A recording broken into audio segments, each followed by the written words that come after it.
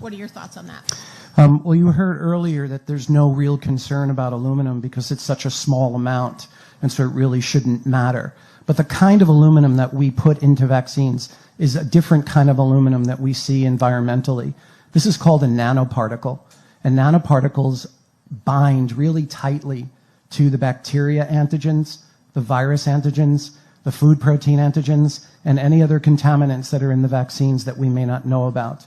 And we know that the biochemical properties of nanoparticles is that they are capable of entering the brain. And so we have not evaluated the safety of the aluminum nanoparticle and its injection and where it goes when it gets into the body and whether it gets into the brain. Do vaccine ingredients belong in the brain? No. Do they get into the brain? No one has ever studied it. But animal studies using the same chemicals that are in vaccines that we give to children directly demonstrate that the vaccine ingredients do enter the brain. We are ignoring this information. There are scientists in Europe who've actually done studies on the aluminum nanoparticle and have shown that it can persist in the brain for years and decades.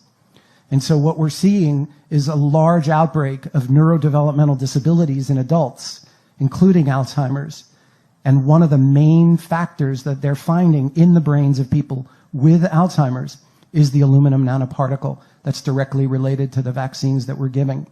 So we have never studied whether the aluminum that we're giving in vaccines gets into the brain, and we've never measured whether it stays in the brain and what it does if it does stay in the brain.